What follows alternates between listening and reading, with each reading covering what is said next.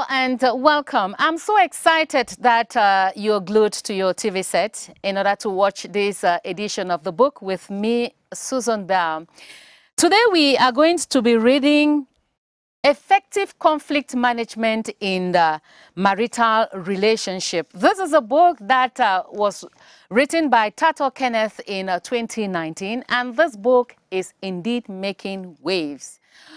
Well, he is here in the studio for us to discuss at length and the issues of conflict management in marital relationships.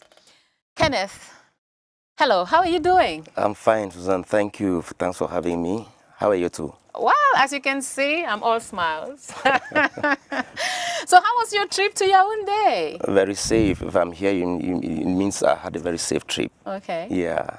Okay. You write about effective conflict management in the marital relationship. I guess there must have been a situation that actually triggered you to want to write on a topic like this one. Can you share with us what that is?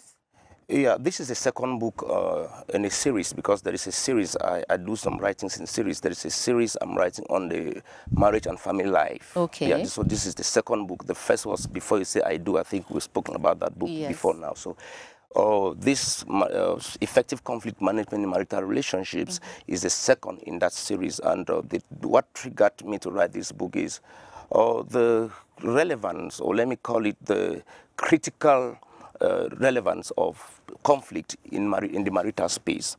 There are many people who have been into very, very deep situations that are challenging in marriage because of conflict, because people have not really gotten the hands-on skills in managing conflict, which escalate to become problems in marriages. So in 2019, we had a number of cases, my wife and I, we had a number of cases to discuss with people about. I think within a space of about 6 months, we have received about 12 cases of conflict that had escalated in a relationship. So we thought it is good to pen down some issues or some hands-on skills of how people can manage conflict in marital relationships and prevent them from escalating. Okay. Yeah. Yes, aside you being an author, you're also a counselor, if I'm not mistaken. You're right. Okay. Yeah. Now, these people who usually come for counseling, do they often find solution to your numerous problems?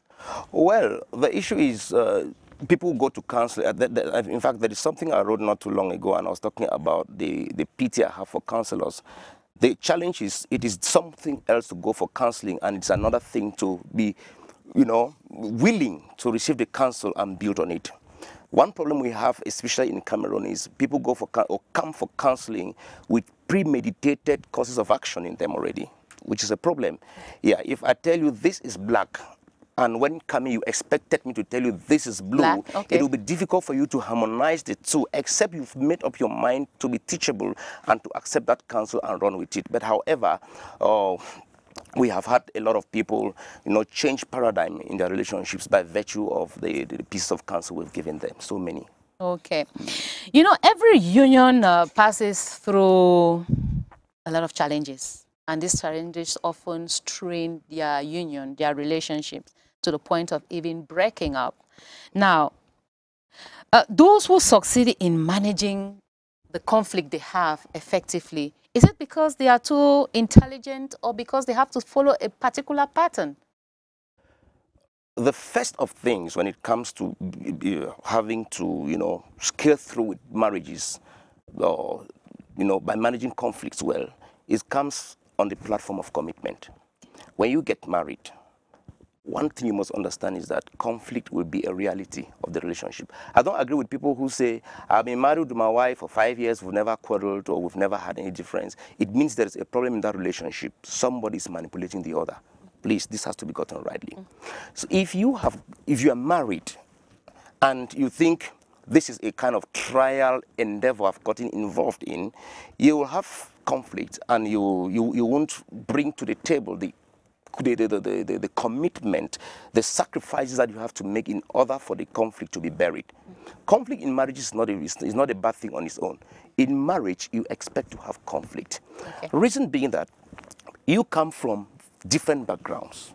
Your wife may come from a different country, from a different culture, you've had different upbringings, you have different physiological build-ups. And then you come get married to somebody and you expect to flow with the same person. No, you know, it's not done. It doesn't happen. It's not normal. Yeah. So when these things happen, you have come to a relationship where you want to commit yourself to the fact that these conflicts are there. We're going to manage them so that we can have marital bliss. That is the template. Without this, there is no other way out. You're going to put them under control. Okay. Well, Kenneth, we're going to take our first break on this program, and of course, we are looking here at a forward page, and he who has written the forward of your book is called Reverend Constantine. Yeah, Tinda Constantine. Yes, of course. This is what he had to say as far as this book is concerned. Let's watch.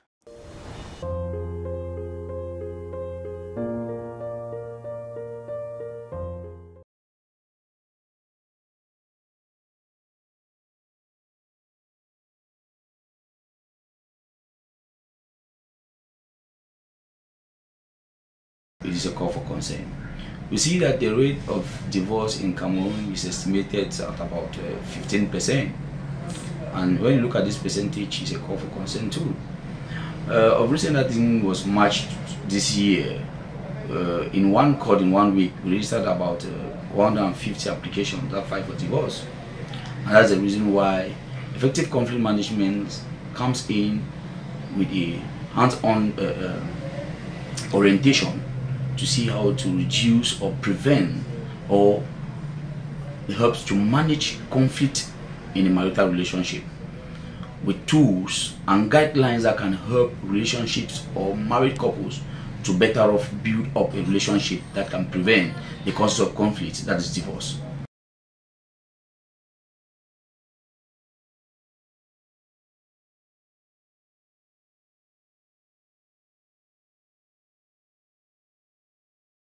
Controversy of many people rushing out of marriage today and many running into marriage also is a cause for concern in our society.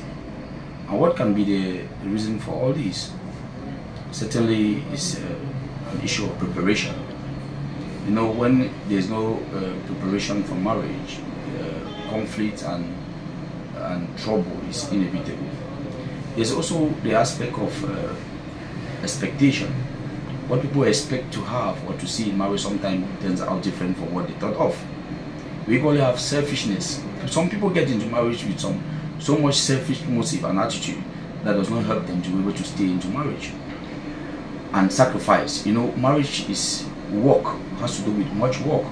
And then some of them are not ready to be able to do that sacrifice to make the marriage or the home stay better.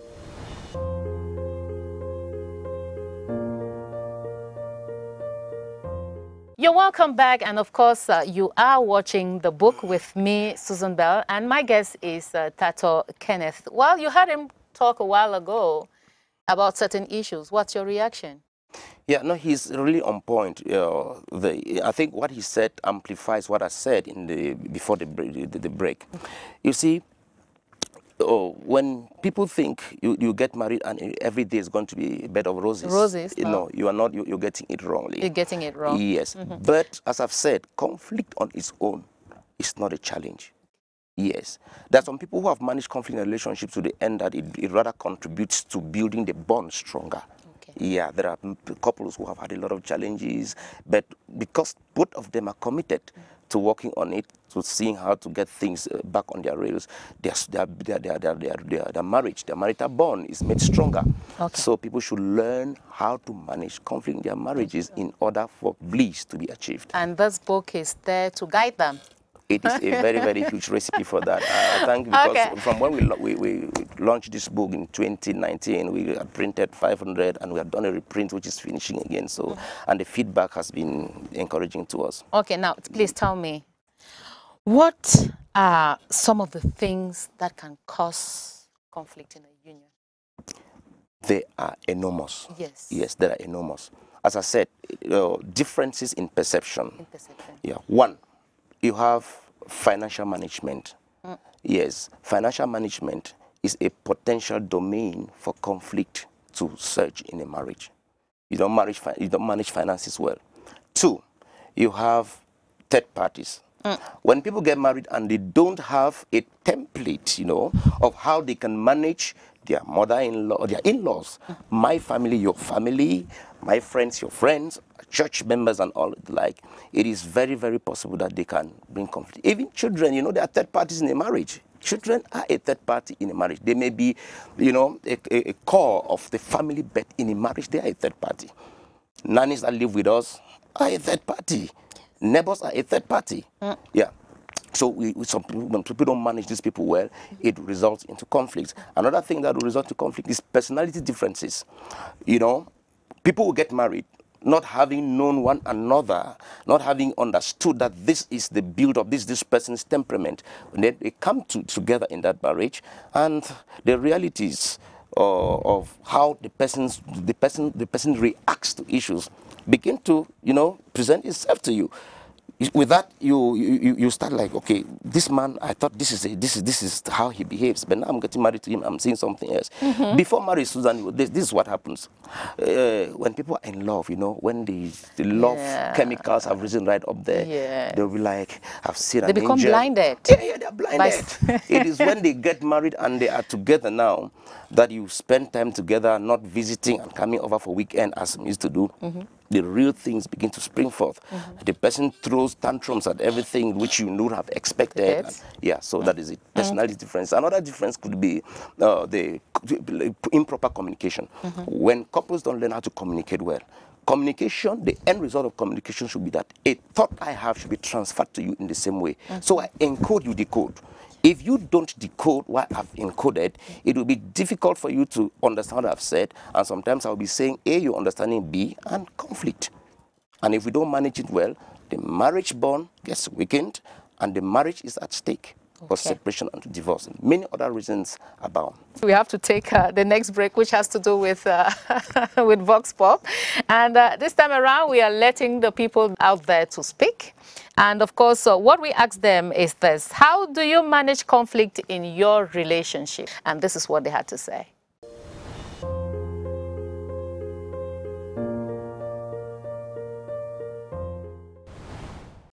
Conflict is a problem, which means if there is a problem, try to identify the cause of that problem. If you discover the cause of the problem, then you can easily solve the problem. For example, let me take my immediate family to be a union. If there is a problem between members of the family, I will call them individually. I try to interview them and know exactly what is wrong that they cannot understand themselves. Then when I gather the information now, then I bring them together, if possible with the family. Then I try to trash them the problem. I put you where you are wrong, put you where you are right. Then I bring them together for peace to reign. I need to first of all identify the source of the conflict and establish clear communication, actually to know what is causing the conflict between the parties involved. That is, I put them down together and try to act like a facilitator and understand the needs of each other, and from there I can now clearly explain and facilitate and bring them into understanding and to a compromise. Myself personally, when I have a conflict or a conflicting situation with my partner, I always try to listen to what causes the conflicting situation. Even though at times with anger issues it's always difficult to listen, but at times as a leader you need to have that skill and that maturity to always calm down the anger and listen to what is causing the conflicting situation and see how you can manage it. I think dialogue is the most important thing to be put on the table. When dialogue comes in, we try to pick out or earmark what has caused that conflict. If we're able to pick out those different issues that cause the conflict, then the two parties can sit down for a dialogue. And I think at that level, nobody should show himself to be bigger than the other person. Everybody's ego has to go down to accept the mistakes that has been put in place, and from there, I think they are going to move in a better relationship henceforth.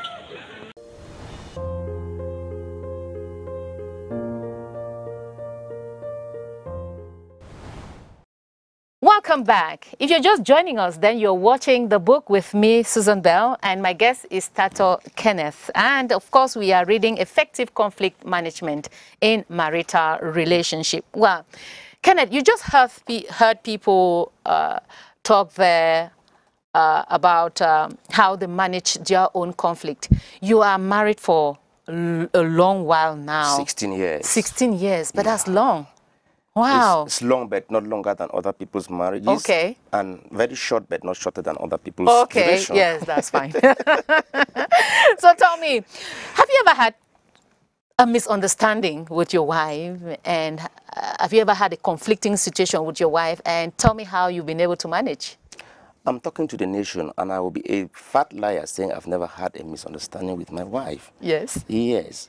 We've had misunderstandings, but one of the good things that make the strength of our marriage is that we have developed very, very, effective ways of managing conflicting issues. Mm-hmm. Yeah, our communication is, in fact, I can rate it at 90%. That's good. Yes, our communication is good, and that has been the bedrock. Okay. Yeah, for us to manage conflict. When there are issues, what we do is dialogue. It has been dialogue. Mm-hmm. Because some of these things come on the platform of misunderstanding. Okay. Yeah, I might have said this, meaning this, maybe not express what I meant very well. And then in the course of dialogue, now I clarify and clear the air. So this has been the strongest weapon we've used in managing conflict. Oh, okay. Yeah. Now, since you just mentioned dialogue, it has to do with honest communication, right? Sure. Okay, now, so tell me, when couples fail to adopt, let's say, an honest communication, what effect? The effects are many. Now, this is what happens. There are times you can communicate dishonestly and go scot-free.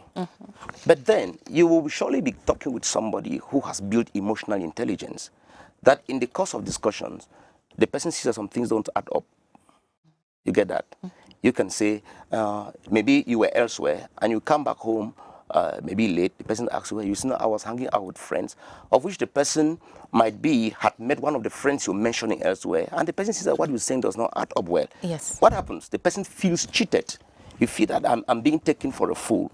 And then what does the person do? He'll want to lash out. The person will want to, punish that act. I want to say punish. Yes. May take various dimensions. So when communication is not honest in a relationship, it weakens trust. 2, it makes people feel cheated. 3, it makes people to feel that they want to withdraw and say, if this person I have in my life as a spouse is not the kind of person I should trust when the person says yes, I should take his yes for yes, I should have nothing much to believe when he speaks. So subsequent communication is going to be sabotaged by virtue of the fact that yesterday's communication was not honest. And if it was not honest and decoded, and by the way, in the course of it, your conscience too, which is the greatest judge, will prick you that I told a lie or I was dishonest in this thing I said or did not say. Tell me how character traits plays in managing conflict effectively in a union. All right. Okay, when we talk about character traits, we're simply talking about the usual way somebody thinks, which is translated in the way he speaks or the way he acts. That's the person's natural way of behaving. Those are the character traits. Yes, I know that we have 4 character traits that exist. According to Tim LaHaye. Okay. Yeah, other protagonists of this aspect of social or psychological relationships have different takes on it. But according to Tim LaHaye, he has 4. In fact, 2 major. That's introverts and extroverts. Yeah. Introverts are those who are close to themselves. Extroverts are those who are open. Yes. And introverts are classified to phlegmatics and melancholics, extroverts, cholerics, and sanguines. Yes. So each of these character traits, they have their advantages and disadvantages when it comes to conflict management. For example, when we talk about a choleric, cholerics are people who are very strong-willed. Cholerics are people who are quickly angered. People who can be very hot-tempered too. There are people who want to talk to you, they don't want to talk with you. Okay. You get that? Yes. So if you have a spouse whose character trait is a choleric, who is a choleric, you can be sure that when there is a conflict, the person will want that things be trashed straight to the point, according to how he wants, and he takes a decision and stands on that decision, and who else can do whatever they want to do? You see a husband will be talking to the wife, the wife is in tears, you say, you know, you can keep the crocodile tears aside, and you get that. Then a phlegmatic will be that kind of person who is easygoing, don't want a lot of problems. At times a phlegmatic will apologize for what they did not do. They did not even do. Yeah, they will apologize. They say, okay, because I want peace to prevail, let me just apologize so that this thing, the hatchet is buried in this conflict.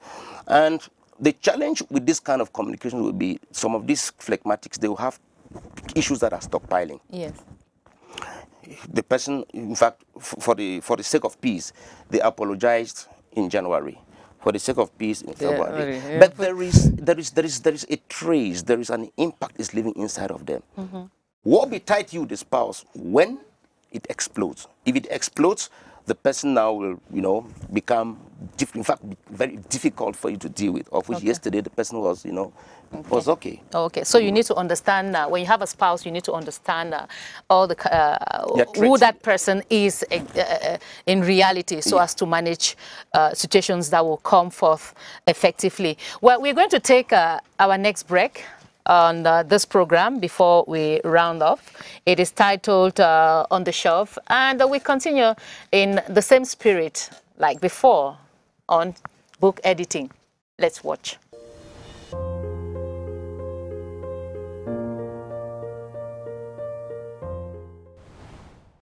I think that editing is still virgin ground in Cameroon, but it has a future.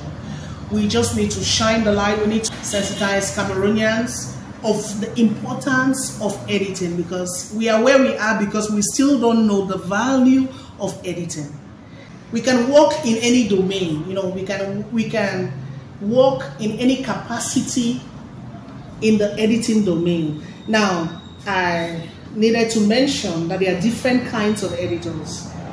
We have what we call commissioning editors. We have freelance editors. We have desk editors. We have field editors. We have acquisition editors, and of course we have structural line editors, proofreaders. Okay, so we are trained in such a way that we can work as any of these editors. We can decide to work for an organization, or we can work as freelance editors.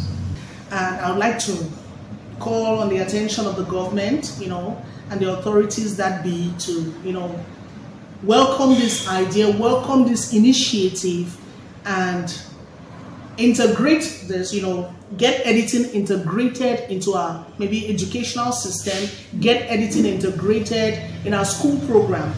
I think this will go a long way of promoting editing in Cameroon.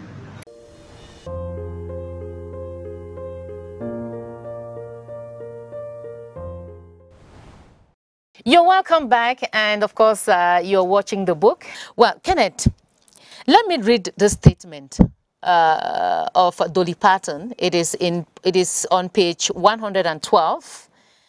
Dolly Parton is a renowned singer that we know of late, of course. The secret of a successful marriage is a wife who forgives the foolishness of her husband, and a husband who ignores the stupidity of his wife. It is easy to say, but very difficult to implement. What do you think? I agree with you, but I want to contextualize it. For the sake of marriage, and for the sake of the fact that when you are getting married, you should, or you are constrained to know that you are getting into a quarry site, A quarry site is a place of work where you have to work and work and work every day of your life. You should be able to know that this is what I have to bring on the table in order to get this marriage work. People who are rushing to get into marriage know that as you're getting in there, you're getting into a work site. There is work in marriage. Good marriages don't just happen. So in as much as it is easy to say, those who think, those who know that this is the reality in the marital space will be more easily apply themselves in doing the work than to be resentful. What would be your last words to those watching you today? Conflict is an integral part of marriage. But it is good to prevent conflict, because when it starts, you don't know the turn it's going to take. Yes. It can give birth to so many issues that you will not be happy to accommodate in your home. And when the conflict has has appeared, has shown up in your marriage, do everything. Let it not be one-sided. Both of you are supposed to work on it and bring it back to the point that it doesn't escalate. Because if it escalates... Yeah. You heard it from the author's own mouth. Very edifying. And thank you very much for always answering present when we make a call. Thank you for calling me on board. I'm so glad, and I want to greet our viewers and greet my lovely wife, Chantal. Okay.